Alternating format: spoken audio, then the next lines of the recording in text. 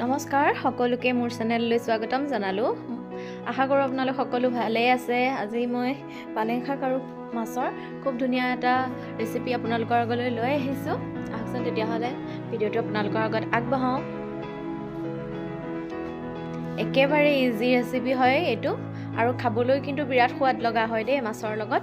এইখিনি মই পালেং শাক লৈছোঁ আৰু 3টা কেঁচা জলকীয়া 4 ফুটা নহৰু এইখিনি মই মিক্সিত পিচি ল'ম আৰু কেইডালমান কেঁচা ধনিয়াও লৈ লৈছোঁ। এইখিনি ধুনীয়াকৈ ধুই চাফা কৰি লোৱা হৈছে পালেং শাকখিনি।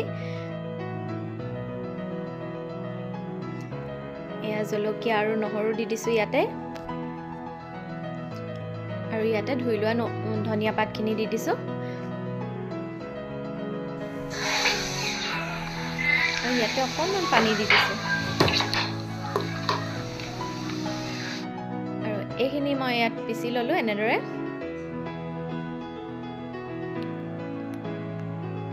এতিয়া মই কেৰাহী এখন পাতি লৈছোঁ।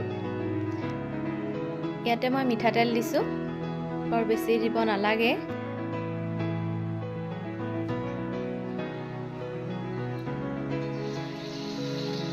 ইয়াতে মই মাছ কেইপিচ ফ্ৰাই কৰি ল'ম।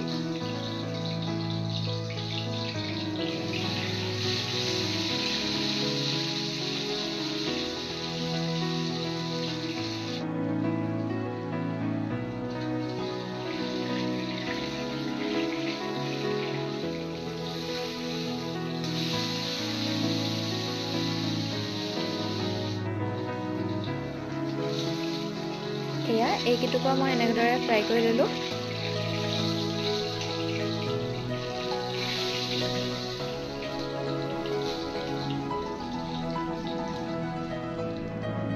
আৰু এই ৰৈ যোৱা তেলখিনিতে মই 3টা শুকান জলকীয়া দিছোঁ আৰু কেইটামান সৰিয়হ দিছোঁ ইয়াতে আৰু কেইটামান মই ইয়াতে জিৰা দি দিম, জিৰা গুটি কেইটামান দিছোঁ আৰু ইয়াতে মই সৰু সৰুকৈ কাটি লোৱা পিঁয়াজ এটা দি দিছোঁ।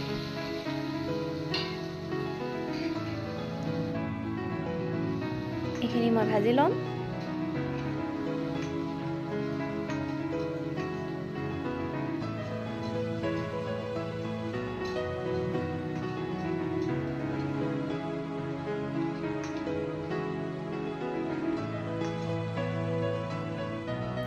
এইখিনি ভাজি হোৱাৰ লগে লগে এই পালেং শাকৰ মই পেষ্টটো দি দিছোঁ ইয়াতে।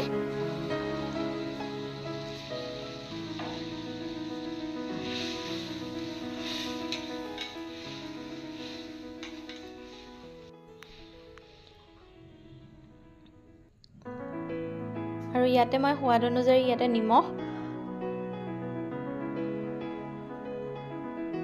আৰু হালধি অলপমান দি দিছোঁ।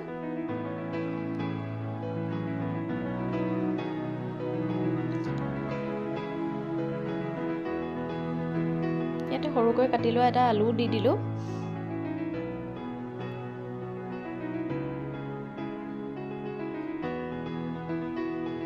বেছি ডাঠ হোৱাৰ বাবে মই ইয়াতে আকৌ মিক্সি বাতিটোত অকণমান পানী মিক্স কৰি ইয়াত দি দিলোঁ। এনেও শুকালে ডাঠ হৈ যাবই।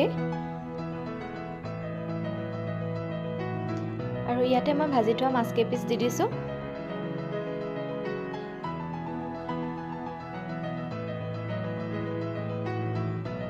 এতিয়া এইখিনি মই ভালদৰে সিজিবলৈ দিম 10 মিনিটমান।